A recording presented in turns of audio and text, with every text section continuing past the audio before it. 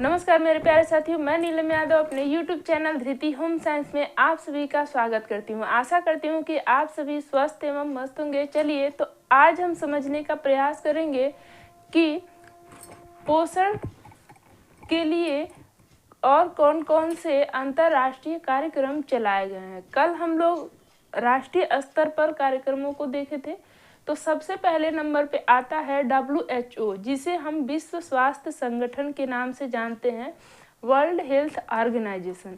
इसकी स्थापना 7 अप्रैल 1948 में किया गया था और यह विशेष रूप से संयुक्त राष्ट्र की एजेंसी है जो अंतर्राष्ट्रीय सार्वजनिक स्वास्थ्य के लिए कार्य करती है।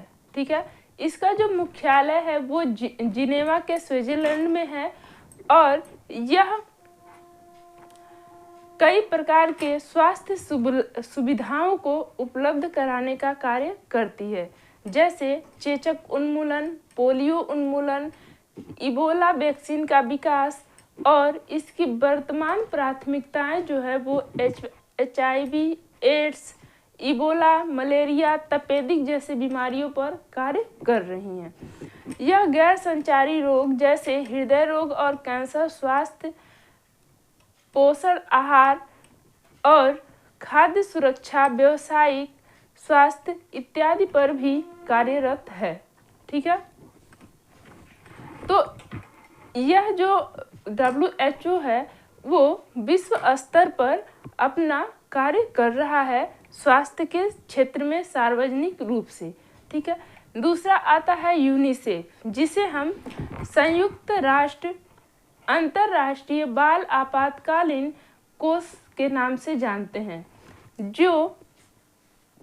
जिसकी स्थापना 11 दिसंबर 1946 में की गई थी और इसे संयुक्त राष्ट्र बाल कोष के नाम से जाना जाता है और इसका मुख्यालय जो है वो न्यूयॉर्क में स्थित है।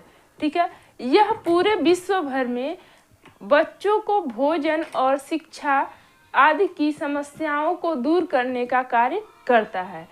संयुक्त राष्ट्र बाल कोष, जिसे हम यूनाइटेड नेशंस चिल्ड्रन फंड के नाम से जानते हैं, यह संयुक्त राष्ट्र महासभा द्वारा 11 दिसंबर 1946 में बनाया गया था और इसे सबसे पहले अंतर्राष्ट्रीय बाल आपातकालीन कोष के नाम से जानते थे।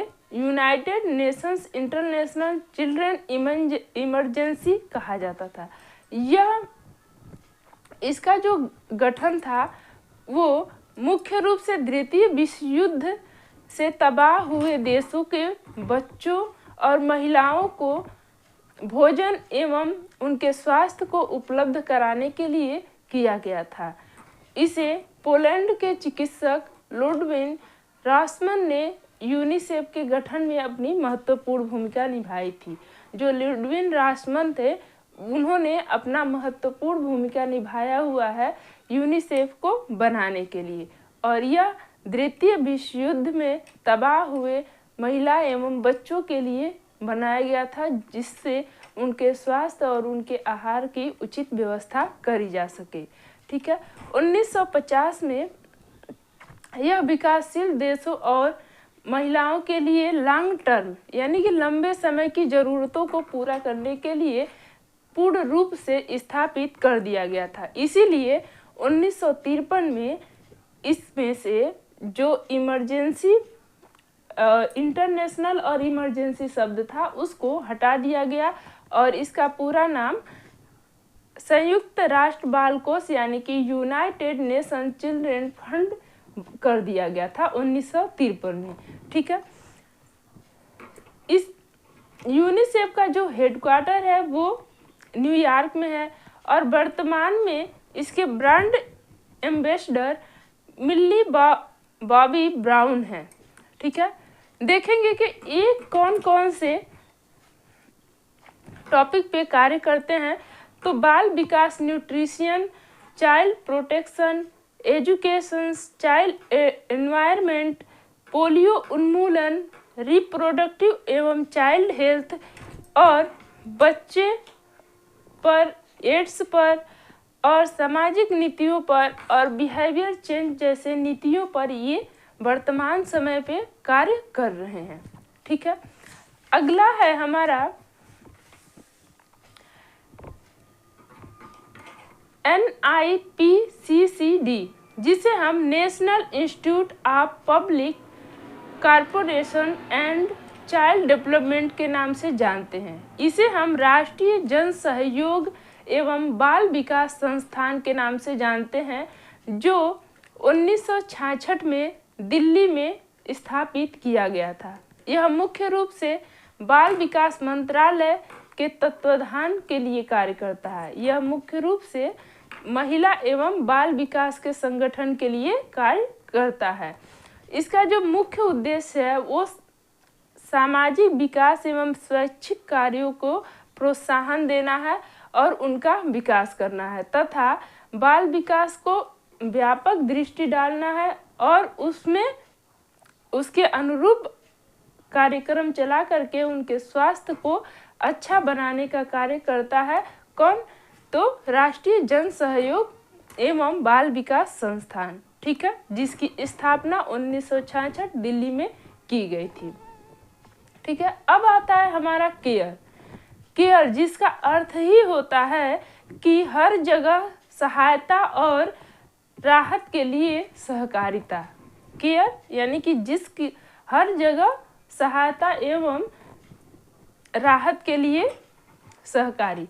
ठीक है, तो care corporation for assistant and relief everywhere, जिसकी स्थापना 27 नवंबर 1945 में किया गया था और यह यूरोप में अमेरिकी प्रेषण के लिए सहकारी के रूप में जाना जाता है। केयर का मुख्य उद्देश्य अंतर्राष्ट्रीय मानवीय एजेंसी है जो आपातकालीन राहत एवं दीर्घकालीन अंतर्राष्ट्रीय विकास परियोजनाओं को प्रदान करने का कार्य करती है। ठीक है, अब आता है हमारा FAO, ठीक है, फूड एंड एग्रीकल्चर ऑर्गेनाइजेशन, जिसे हम खाद्य एवं कृषि संगठन कहते हैं। यह संयुक्त राष्ट्र की एजेंसी है जिसकी स्थापना भारत में 16 अक्टूबर 1945 में की गई थी और इसका जो मुख्यालय है वो क्यूबेक कनाडा में है।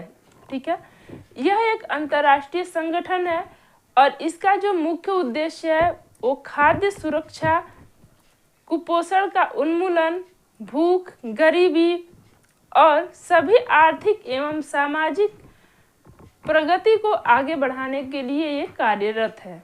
ठीक है, वर्तमान में भविष्य पीढ़ियों के लिए यह भूमि, जल, जलवायु के प्रति लोगों को जागरूक करने का कार्य करती है। तो इस प्रकार से ये हमारे अंतर्राष्ट्रीय कुछ कार्यक्रम हैं जो चलाए गए हैं कुपोषण को दूर करने के लिए सरकार द्वारा। ठीक है, आज के लिए बस इतना ही।